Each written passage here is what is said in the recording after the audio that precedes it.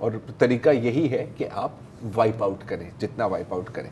लेकिन जाहिर है कि आप ये तो नहीं कर सकते ना, अब ये तो मेरा ख्याल इज़राइल की इरादा भी नहीं है, और अगर इरादा है भी सही तो वो कैपेबिलिटी नहीं है कि आप तमाम फ़लस्तीनियों को कत्ल कर दें। मकसद होता है कि आप इनको कुचल दें, इनके हौसलों को तोड़ दिया जाए, इनकी रूह को कुचला जाए।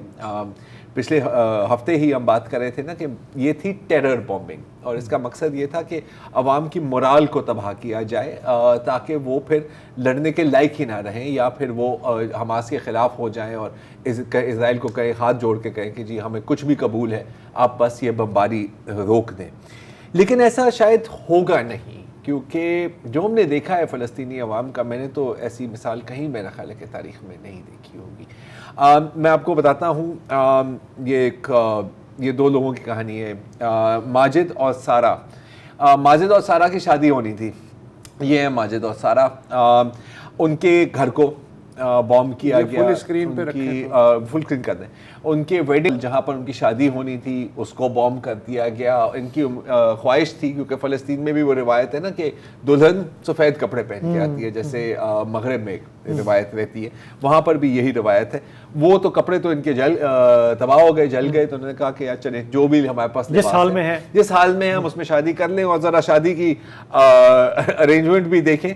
ये शादी हुई एक रेफ्यूजी कैंप में, खान यूनिस के एक इलाके में। अच्छा, किसी के पास कुछ नहीं है, कोई पटाखे नहीं है, कोई कुर्सी उठा कर नाच रहा है और लोग सिर्फ तालियां बजा रहे हैं। तो ये हैं जिनकी शादियां हुई हैं, जिनके घर बसे हुए हैं, लेकिन वो घर तबाह हो गए हैं, वो भी उन्हीं घरों को आबाद करने की कोशिश कर रहे हैं।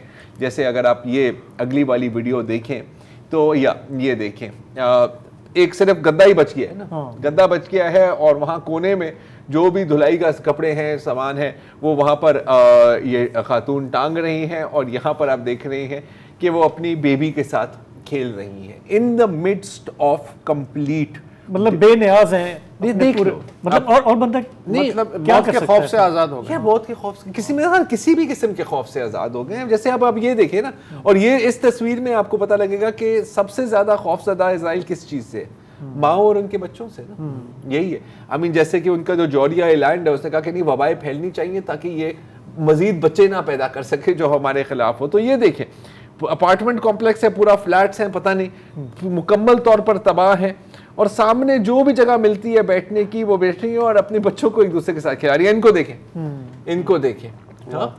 अब मतलब इस पर मैं क्या कमेंट, इस जज्बे को कैसे आप हराएंगे? क्या कैसे हराओगे? इस पर बंदा कह भी क्या सकता है यार।